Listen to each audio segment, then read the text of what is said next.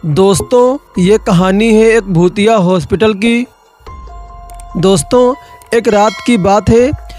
रिया अपनी बीमार माँ को लिए दवाई लेकर घर आ रही थी। रिया के रास्ते में एक प्राचीन मंदिर पड़ता था, तो वो उस मंदिर में कुछ मिनट आराम करने के लिए रुक गई। तभी रिया को लगा कि जैसे मंदिर के अंदर से कुछ आवाज़ें आ रही हैं। 3 लंबे चौड़े आदमी भागते हुए मंदिर से बाहर आए। उनके हाथ में मंदिर की दान पेटी थी और उनके मुंह कपड़े से ढके हुए थे। रिया को समझ नहीं आ रहा था कि ये लोग मंदिर से पैसे चुराकर भाग रहे हैं क्या। लेकिन उनमें से एक आदमी ने रिया को देख लिया और वो ज़ोर से बोला, अरे सुनो, तुम दोनों इस लड़की को पकड़ो, मैं दान पेटी संभालता हूँ।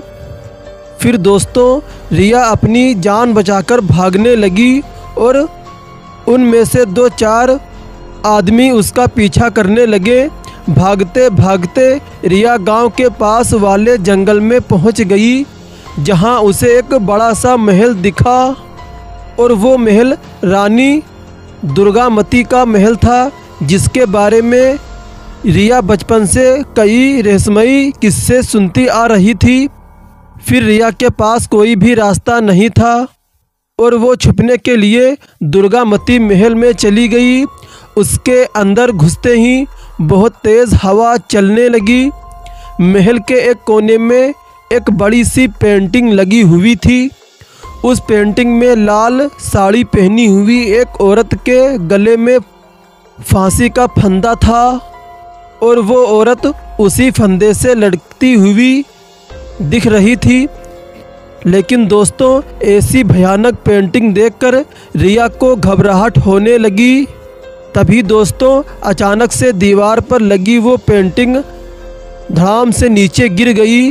रिया को अचानक बहुत तेज़ ठंड लगने लगी, तो वो इधर उधर खुद को ढकने के लिए कुछ ढूंढने लगी।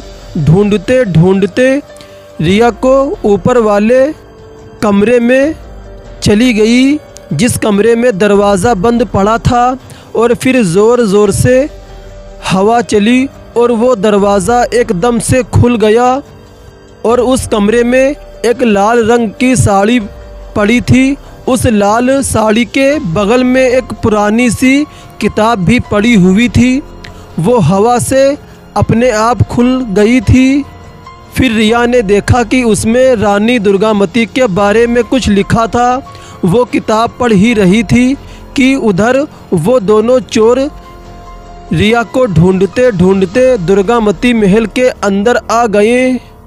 और इन दोनों चोरों ने रिया को ढूंढने के लिए अलग अलग जगह में जाने का फैसला किया। एक चोर ऊपर चला गया और दूसरा नीचे ही रिया को ढूंढने लगा। सीढ़ियों से ऊपर चढ़ते हुए उस चोर को दीवार पे एक स्विच बोर्ड दिखा।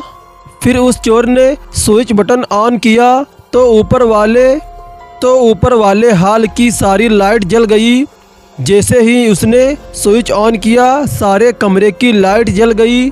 लाइट जलते ही उस चोर को ज़मीन पर खून के पैरों के निशान दिखे। उस चोर को लगा कि शायद रिया को भागते हुए चोट लग गई होगी और वो उन निशानों को पीछा करने लगा। फिर दोस्तों, कॉरिडोर के कोने में लाल साड़ी पहने एक लड़की बैठी थी। उसकी पीठ उस चोर की तरफ थी और इसीलिए वो चोर उसका चेहरा नहीं देख पा रहा था। लेकिन उस चोर को लगा कि वो लड़की रिया ही है और उस चोर को नहीं पता था कि ये लड़की रिया है या फिर कोई और है। वो चोर तो समझ ही रहा था कि ये वही लड़की है जो हमसे भागकर यहाँ आई है। पर दोस्तों, वो कौन था जो लाल साड़ी में बैठा हुआ था, आपको आगे ज़रूर सुनने को मिलेगा। फिर दोस्तों, जैसे ही वो लड़की मुड़ी और उस लड़की को देखकर उस चोर के पैरों के तले से ज़मीन ही खिसक गई। उस लड़की ने घूंघट डाला हुआ था और उसका पूरा चेहरा काले लंबे से ढका हुआ था और उसके चेहरे पर बड़े बड़े बालों से उसका चेहरा भी ढका हुआ था। वो चोर को देखकर ज़ोर ज़ोर से चिल्लाई। फिर तभी वहाँ जलते हुए लाइट बल्ब एक के बाद एक फूटने लगे। फिर इसके बाद उस कमरे में एकदम से बिल्कुल अंधियारा हो गया, बिल्कुल भी लाइट उस कमरे की ऑफ हो गई। फिर दोस्तों लाइट के ऑफ होते ही अंधेरा हो गया और वो लड़की भी वहाँ से एकदम से गायब हो गई। वहीं दूसरी तरफ दूसरा चोर रिया को नीचे ढूंढ ही रहा था। नीचे वाले कॉरिडोर में एक बड़ा सा शीशा लगा हुआ था, जिसे देखते ही उस दूसरे चोर को बहुत अजीब सा महसूस होने लगा। तभी उसने शीशे में किसी की परछाई नज़र आई, पर जैसे ही वो चोर पीछे को मुड़ा वो कोई नहीं था, वहाँ कोई भी नहीं था। फिर वो चोर डरने लगा और उसने सोचा कि अभी जो मेरे सामने पीछे था वो कौन था। फिर दोस्तों उसके बाद उसे एक कमरे में एक लड़की के रोने की आवाज़ आने लगी। वो भागकर कमरे के बाहर पहुंचा और नीचे से अंदर झांकने लगा और उस चोर ने देखा कि अंदर एक लड़की चल रही थी जिसके पैरों से खून निकल रहा था। उस चोर को अपनी पैंट से चाकू निकालना पड़ा और ज़ोर से दरवाज़ा खोला, लेकिन वो चोर ये देखकर दंग रह गया, हैरान हो गया कि अंदर कोई भी लड़की नहीं थी। वो लड़की एकदम से गायब हो गई थी। तभी दोस्तों उस चोर को पीछे से किसी ने बहुत तेज़ से धक्का मारा और उसे कमरे के अंदर गिरा दिया। उस कमरे में एकदम अंधेरा था। वो चोर उठा और उसने अपना लाइटर जलाया और आसपास देखने लगा। फिर 2 सेकंड के बाद जब वो पीछे मुड़ा तो वही लाल साड़ी वाली लड़की उसके सामने एकदम से खड़ी थी। फिर उस लड़की ने फूंक मारकर उस लाइटर को बुझा दिया। वो चोर इतना डर गया था कि वो ज़ोर ज़ोर से अपने साथी को पुकारने लगा।